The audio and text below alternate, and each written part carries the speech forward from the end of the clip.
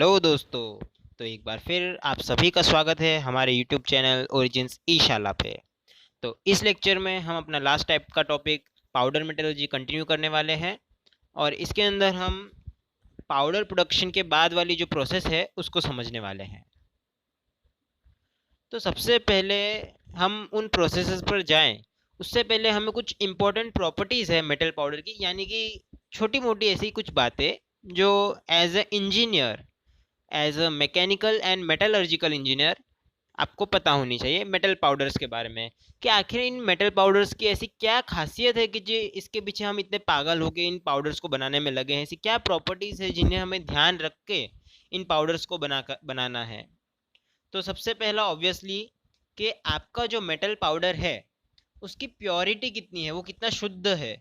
वो कहते हैं ना, सोना 24 कैरेट खरा सोना 99.99% प्योर सोना चाहिए। तो उसी तरह जो हमारा मेटल पाउडर है वो भी कितना प्योर है, उससे हम उसकी बेस प्रॉपर्टीज क्या आने वाली है वो हम प्रिडिक्ट कर सकते हैं। तो उनको डिटरमाइन करने में, उसका स्ट्रक्चर डिटरमाइन करने में बहुत ही इंपॉर्टेंट प्रॉपर्टी मानी जाती है कि आपके पाउडर मटेरियल कितना प्योर है या फिर उसके अंदर कितनी इम्प्योरिटीज कम है।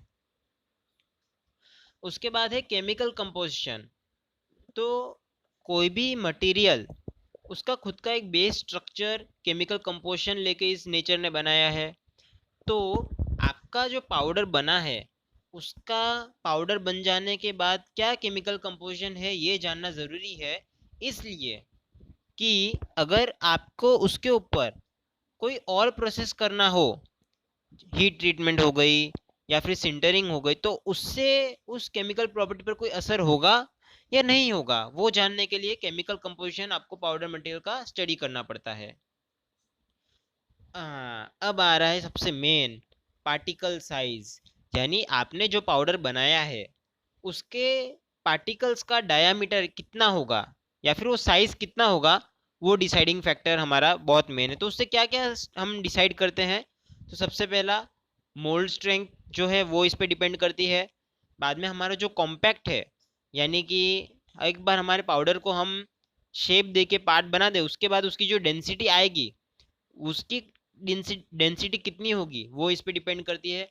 क्योंकि मेरे पार्टिकल का साइज जितना बड़ा होगा उतनी मेरी डेंसिटी कम आएगी, और पार्टिकल का साइज जितना छोटा होगा उतना मेरे अलग अलग पार्टिकल्स के बीच का गैप कम होता जाएगा और मेरी डेंसिटी उतनी अच्छी आएगी। बाद में पोरोसिटी भी इस पे ही डिपेंड करती है। उसी तरह परमिएबिलिटी, फ्लो, मिक्सिंग प्रॉपर्टीज और डायमेंशनल स्टेबिलिटी, ये सारी प्रॉपर्टीज कुल मिला के इस एक ही प्रॉपर्टी के ऊपर जान छिड़क चुकी है। जैसे कि पार्टिकल साइज होगा तभी हम सब आएंगे। तो यहाँ पे मैं आपको एक फोटो बता रहा हूँ जिसमें मैंने अलग अलग साइज के पार्टिकल्स की अरेंजमेंट माइक्रोस्कोपिक लेवल पे बताई है आपको। तो इसमें आप देख सकते हैं कि अलग अलग साइज है, शेप भी थोड़ा इरेग्युलर है, और इस तरह से अरेंजमेंट होने पर हमारा कोई भी पार्ट बनता है। और अगर इस फोटो को आप ध्यान से देखेंगे तो आपको ये भी देखने मिलेगा कि साइज अलग है, शेप अलग है, और उनकी डेंसिटी भी अलग अलग है। डेंसिटी इन द सेंस किसी एक एरिया में बहुत ज़्यादा इकट्ठे हो गए हैं, किसी में बहुत कम इकट्ठे हुए हैं। तो आप इस फोटो को ध्यान से देखिए तो इस पोर्शन में आपको बहुत ज़्यादा पार्टिकल्स इकट्ठे हुए दिखेंगे, लेकिन सिमिलरली इस पोर्शन में आपको यहाँ पे थोड़े गैप दिखेंगे। तो ऐसा कह सकते हैं कि जो नीचे वाला पोर्शन था वहाँ पे डेंसिटी थोड़ी ज़्यादा है और ऊपर वाले में डेंसिटी थोड़ी कम है। और पार्टिकल साइज को एक बात याद रखना है कि कभी भी हम जो हमारे पार्टिकल्स हैं, आप यहाँ पे देख सकते हैं ऑलमोस्ट राउंड शेप के हैं, तो इसीलिए हम पार्टिकल्स को कभी भी डायमीटर के फॉर्म में एक्सप्रेस करते हैं। हाँ, अब नेक्स्ट प्रॉपर्टी है पार्टिकल साइज का डिस्ट्रीब्यूशन। तो इसी फोटो को ले लेते हैं और आप इसमें देख सकते हैं कि किसी भी एक एरिया में एक ही साइज के पार्टिकल कितने हैं, वो ये प्रॉपर्टी बताती है कि आपके किसी भी एक पर्टिकुलर लोकेशन में पार्टिकल साइज बराबर डिस्ट्रीब्यूट हुए हैं कि नहीं। तो ये फोटो में आप देख सकते हैं कि कुछ छोटे पार्टिकल्स एक साथ हैं, कुछ बड़े पार्टिकल्स एक साथ हैं, तो वो प्रॉपरली डिस्ट्रीब्यूट हुआ नहीं कहते हैं। प्रॉपरली डिस्ट्रीब्यूट में तभी कह सकता हूँ कि जब मेरे पार्टिकल्स अलग अलग साइज के यूनिफॉर्मली थ्रू आउट मेरे उस पार्ट में डिस्ट्रीब्यूट हो जाएंगे, तो मैं उसे properly distributed particle size part कह सकता हूँ। और हाँ, इसे चेक करने का हमारे पास एक ही तरीका है कि सीव एनालिसिस। सीव यानी आपकी छन्नी, कि छन्नी में हम अलग अलग पार्टिकल को पहले छांट देते हैं, अलग अलग साइज को निकाल लेते हैं, और अपनी रिक्वायरमेंट के हिसाब से ही हम उन अलग अलग साइज के पाउडर्स को मिक्स करते हैं और बाद में उन्हें मिक्सिंग ब्लेंडिंग करके डिस्ट्रीब्यूट कर देते हैं।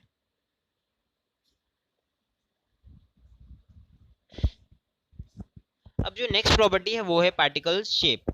तो पिछली इमेज में आपने ध्यान से देखा ही होगा कि कोई भी पार्टिकल का शेप एकदम फिक्स नहीं होता, वो सब इरेग्युलर होते हैं। लेकिन फिर भी फॉर आवर कन्वीनियंस, अपनी इजीनेस के लिए, हमने कुछ पार्टिकल साइज को माइक्रोस्कोप लेवल पे स्टडी किया है और उनकी वजह से जो होने वाली फ्लो प्रॉपर्टीज है और पैकिंग कैरेक्टरिस्टिक है उनको जाना है।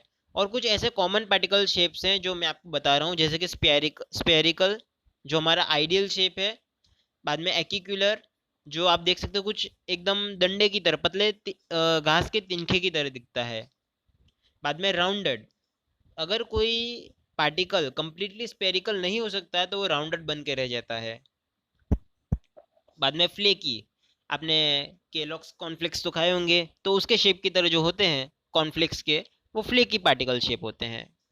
बाद में एंगुलर कि वो किसी भी एंगल पे हो, यानी उसकी कुछ पॉइंट्स निकलती हो, एकदम तेज धार निकलती हो, यहाँ पे आप देख सकते हैं उसकी कुछ 3 से 4 धार निकल रहे, पॉइंट निकल रहे हैं।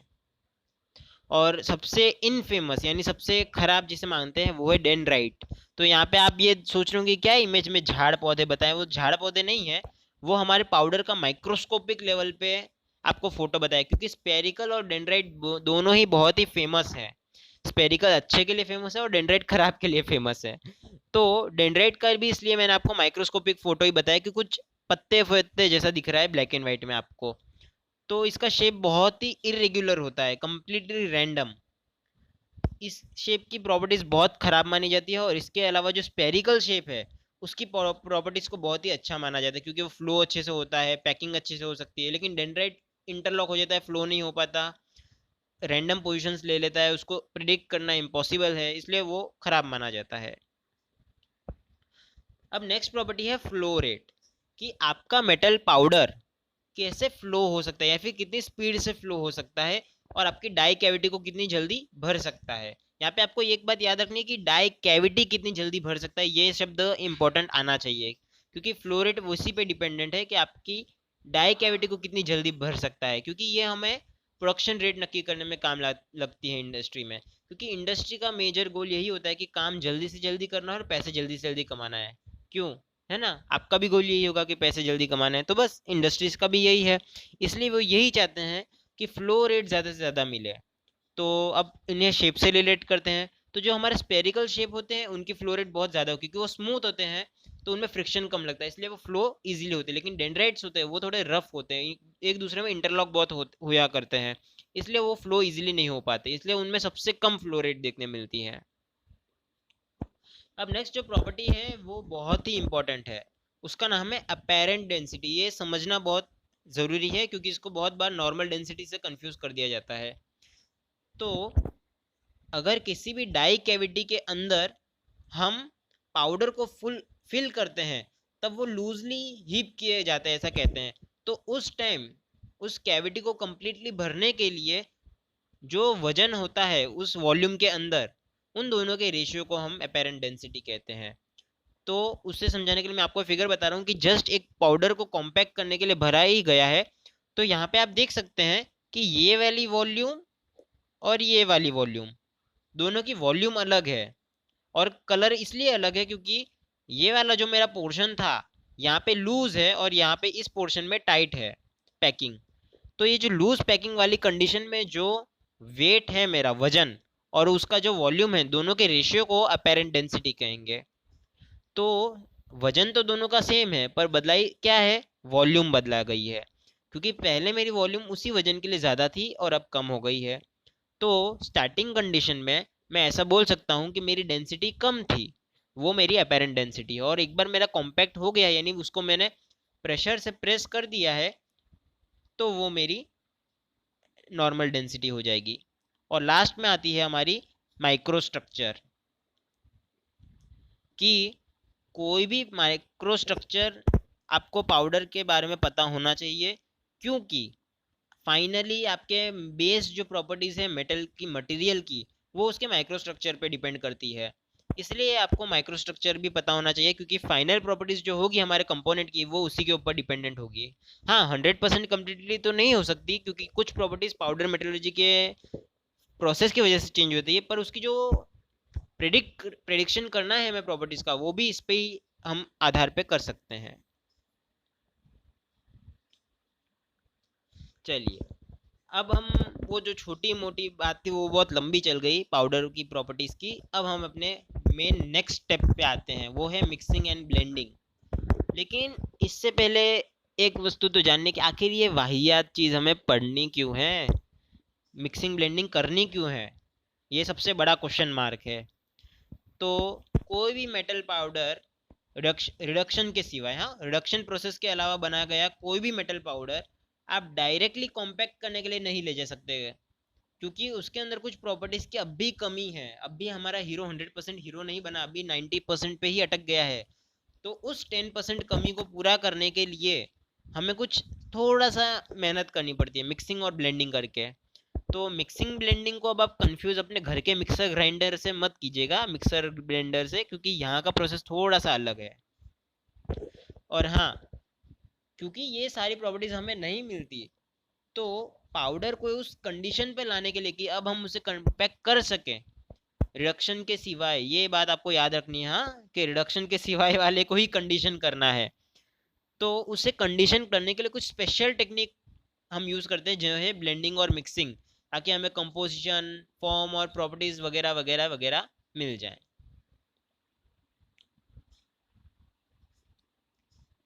तो सबसे पहले ब्लेंडिंग की ही बात करते हैं, क्योंकि हमारे फ्लो प्रोसेस के हिसाब से, फ्लो जो चार्ट देखा था हमने फर्स्ट लेक्चर में, उसके हिसाब से सबसे पहले हमने पाउडर बना दिया है, तो अब उसको ब्लेंडिंग करेंगे। तो ब्लेंडिंग में हम करते क्या है, तो इस प्रोसेस के अंदर हम हमारे जो पाउडर है उसके अंदर कुछ लुब्रिकेंट्स और वोलेटाइजिंग एजेंट्स को, या फिर कुछ रिक्वायर्ड कंपोनेंट्स को ऐड कर देते हैं। तो लुब्रिकेंट्स कब ऐड करते हैं, तो जब मैं कॉम्पैक्ट करता हूँ तब वहाँ पे बहुत फ्रिक्शन और प्रेशर की ज़रूरत पड़ती है। तो लुब्रिकेंट्स डालने से जो मेरी प्रेस टूल्स है जिससे मैं उसे कॉम्पैक्ट कर रहा हूँ, उनका वियर टेयर कम हो जाता है, तो वो लॉन्ग लाइफ चलते हैं। यानी मेरे जो टूल्स हैं उनका लाइफ बढ़ाने के लिए, उनकी सर्विस लाइफ बढ़ाने के लिए मैं लुब्रिकेंट्स ऐड करता हूँ।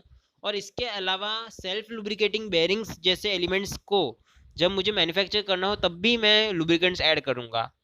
बाद में वोलेटाइजिंग एजेंट्स भी ऐड कर सकते हैं। तो वोलेटाइजिंग एजेंट्स क्या है, कुछ ऐसे एलिमेंट्स है जो हमारे पाउडर मेटलर्जी कंपोनेंट में ऐड करने पर हम सिंटरिंग करते हैं, तब वो वेपराइज होके निकल जाते हैं और वहाँ पे पोर्स छोड़ जाते हैं, या फिर कैविटी छोड़ के चले जाते हैं, वहाँ पे एक खाली जगह छोड़ के चले जाते हैं, और वो पोर्स की तरह, यानी एक स्पंज जैसा स्ट्रक्चर आपको मिल जाता है। स्पंज जैसा सॉफ्ट नहीं, स्पंज जैसा खड्डे वाला। तो ऐसे कुछ स्पेशल प्रॉपर्टीज करने पाने के लिए हम ये एजेंट्स ऐड करते हैं, जैसा कि मैंने आपको अभी समझाया। तो ब्लेंडिंग से फायदे क्या क्या होते हैं, तो सबसे पहला कि जैसे मैंने बताया कि लुब्रिकेंट्स ऐड करने से हमारे जो टूल और डाई है जिससे हम कॉम्पैक्ट करने वाले हैं, उनका वेयर एंड टेयर कम हो जाते हैं, वो घिसाते कम है, तो ऑब्वियसली उनकी लाइफ बढ़ जाती है। और इसके अलावा इंटर लुब्रिकेशन हाँ, इंटर पाउडर पार्टिकल लुब्रिकेशन की वजह से वहाँ पे फ्रिक्शन कम हो जाएगा, यानी पाउडर से पाउडर पार्टिकल के बीच में फ्रिक्शन नहीं होगा, तो फ्लो इजीली हो जाएंगे कॉम्पैक्ट करने के टाइम पे। इसीलिए तब मुझे प्रेशर कम लगाना पड़ेगा, तो मेरी एनर्जी भी कम लगेगी, तो ये भी एक फ़ायदा हो गया। और ब्लेंडिंग के दरमियान ही आपको याद रखना है, जैसे मैंने प्योर आयरन का पाउडर तो ले लिया, लेकिन अगर मुझे उसे स्टील से सिमिलर एलॉय बनाना है पाउडर मटेरियल जैसे, तो कार्बन का पाउडर भी ऐड करना पड़ेगा। तो उसी तरह एलॉय बनाने के लिए भी मुझे ब्लेंडिंग करनी पड़ती है। तो जो मैं अलग अलग कंपोनेंट ऐड करता हूँ, चाहे मेटल के ही क्यों ना हो, तो भी वो ब्लेंडिंग में ही गिनाए जाएंगे। और ब्लेंडिंग से मुझे मेरे पार्टिकल्स का यूनिफॉर्म डिस्ट्रीब्यूशन मिल जाता है, और उसकी वजह से प्रॉपर्टीज भी यूनिफॉर्मली पूरे कंपोनेंट में मिलती है। यूनिफॉर्म डिस्ट्रीब्यूशन पार्टिकल्स का मतलब ये है कि मान लीजिए मैं कोई एक स्पेसिफिक वॉल्यूम ले लेता हूँ मेरे पार्ट के अंदर, बिफोर कॉम्पैक्टिंग, उसे कॉम्पैक्ट करने से पहले। तो मान लीजिए एक वॉल्यूम मैंने ऊपर के पोर्शन में ली है और एक वॉल्यूम नीचे के पोर्शन में ली है।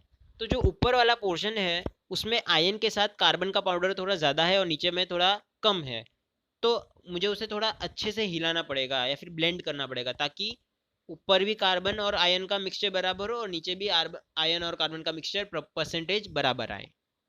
तो इससे क्या होगा कि पार्टिकल्स अच्छे से डिस्ट्रीब्यूट हो जाएंगे और उनकी जो प्रॉपर्टीज मिलेगी वो भी पूरे थ्रू आउट मेरे कंपोनेंट में एक जैसी मिलेगी, अलग अलग नहीं मिलेगी। और हाँ, जैसे मैंने आपको बताया कि सेल्फ लुब्रिकेटिंग बेयरिंग्स इंडस्ट्री में बहुत चलती है, तो उसके लिए सबसे पहले यही हमारी रिक्वायरमेंट है कि वो पोरस कंपोनेंट बनने चाहिए। और पोरस होने के लिए हम उसमें वोलेटाइजिंग एजेंट्स को ऐड करते हैं कि जिससे सिंटरिंग के टाइम हीट होके वो वेपराइज होके निकल जाते हैं और उनकी जगह कैविटीज यानी फिर पोर्स छोड़ के चले जाते हैं जो ऑयल को ऑब्जॉर्ब करके रखते हैं। और सबसे मेन कि कॉम्पैक्ट करने का जो टाइम है वो हमारा बहुत रिड्यूस हो जाता है ब्लेंडिंग करने से, क्योंकि लुब्रिकेंट जब मैं ऐड करता हूँ तब फ्रिक्शन कम हो जाता है इंटरनल, और इसीलिए मेरे टूल और डाई जल्दी काम कर सकते हैं। क्योंकि अगर मैं सोचूं कि मुझे अगर पाउडर के अंदर लुब्रिकेशन देना है पाउडर के पार्टिकल्स के बीच में, तो अगर मैं लुब्रिकेंट ऐड किए बिना देना चाहूँ तो मुझे टूल्स के अंदर कुछ ऐसी सुविधा देनी पड़ेगी कि कॉम्पैक्ट करते टाइम पे ही वो कुछ ऑयल ऐसा रिलीज करे। तो अगर मैं ऐसी सुविधा देने जाऊंगा तो वो सेटअप बहुत ही ज़्यादा टाइम लेगा, और उस तरह से ऑयल ऐड ऐड कर भी दूंगा, मैं लुब्रिकेंट ऐड कर भी दूंगा, तो उस लुब्रिकेंट को मिक्स होने में बहुत टाइम लग जाएगा वापस कॉम्पैक्ट के अंदर। इसलिए बेसिक प्रैक्टिस यही है कि हम कॉम्पैक्ट करने से पहले ही लुब्रिकेंट्स को ब्लेंड करके रख देते हैं पाउडर के साथ, तो हमारा टाइम भी बच जाता है और हमारी प्रोडक्शन रेट बढ़ जाती है इंडस्ट्री की। अब ब्लेंडिंग की भाई या फिर आप बहन जो कहो कह सकते हो, मिलते जुलते ही हैं। उसका नेक्स्ट टर्म आ रहा है मिक्सिंग। तो हमने हमारे रिक्वायर्ड कंपोनेंट ऐड कर दिए हैं पाउडर के साथ, तो अब उन्हें प्रॉपरली हिलाना है यानी मिक्स करना है एक दूसरे के अंदर, ताकि through out powder uniformly distribute हो जाए वो अलग अलग कंपोनेंट्स जो है मेरे। जैसे कि मैंने आयन के अंदर कार्बन ऐड कर दिया, थोड़ा निकल और क्रोमियम का भी पाउडर ऐड कर दिया, तो उन सबको यूनिफॉर्मली डिस्ट्रीब्यूट करना है। तो उसके लिए मुझे जो प्रोसेस करूंगा उसे कहते हैं मिक्सिंग, कि अच्छे से पाउडर को हिला दूंगा जिससे सिर्फ अलग अलग कंपोनेंट ही नहीं, अलग अलग साइज के भी पाउडर अच्छे से मिक्स हो जाएंगे और मेरा जो कॉम्पैक्ट बनेगा उसकी डेंसिटी भी एक जैसी मिलेगी। नहीं तो कभी कभी क्या होता है कि अगर मेरे छोटे छोटे पाउडर के पार्टिकल्स कॉम्पैक्ट के नीचे रह गए और ऊपर बड़े बड़े पार्टिकल्स रह गए, तो नीचे का साइड ज़्यादा डेंस वाला हो जाएगा और ऊपर डेंसिटी कम रह जाएगी। ऐसा कई बार होता है पाउडर मटेरियल जिनमें कि प्रॉपर मिक्सिंग न करने की वजह से हमारे पार्ट के अंदर डेंसिटी अलग अलग पॉइंट पर अलग अलग आती है। तो ये अच्छी कंडीशन नहीं, क्योंकि वर्किंग करते टाइम कहाँ से कब प्रेशर लग जाए और पार्ट टूट जाए ऐसा कहा नहीं जा सकता। इसलिए यूनिफॉर्म डेंसिटी हमें मिलनी चाहिए, तो उसके लिए हम मिक्सिंग करते हैं। और मिक्सिंग को हम दो तरीके से करते हैं, या तो डायरेक्टली के सूखे पाउडर को ही आप अच्छे से हिला दो मिक्स कर दो, या फिर एक स्पेशल केस के आप वेट मिक्सिंग करो जिसके अंदर आप वाटर या सॉल्वेंट की भी मदद लेते हो। तो ये कब करनी पड़ती है, जब हम किसी भी पाउडर में से डस्ट पार्टिकल्स को निकालना चाहते हैं या फिर उसका ऑक्सीडेशन होने से रोकना चाहते हैं, तो हम कोई स्पेशल सॉल्वेंट के साथ उसकी मिक्सिंग करते हैं कि जिससे डस्ट निकल जाए और कुछ केमिकल रिएक्शन ना हो सके सूखे हुए पाउडर का। और मिक्सिंग वेट मिक्सिंग का एक ये फ़ायदा भी है कि जब हम एक्सप्लोजिव मटेरियल जैसे कि सोडियम पोटेशियम जो रूम टेम्परेचर पे जलना स्टार्ट हो जाते हैं, ऐसे कुछ एक्सप्लोजिव मटेरियल्स के साथ काम करते हैं, तो उनका पाउडर है नैनो टेक्नोलॉजी के हिसाब से सरफेस एरिया पर वॉल्यूम बहुत बढ़ जाती है पाउडर की, तो वो बहुत इजीली आग पकड़ सकते हैं। तो ऐसे टाइम पे मिक्स करना बहुत ही रिस्की होता है, तो हम उन्हें वेट मिक्सिंग की वजह से यूज़ करते हैं ताकि हमारे एक्सीडेंट के चांस बहुत ही रिड्यूस हो जाए। इस लेक्चर के लिए इतना ही। आगे के लेक्चर्स को जानने के लिए हमारे चैनल ओरिजिन्स ई शाला पे सब्सक्राइब करें। Thank you.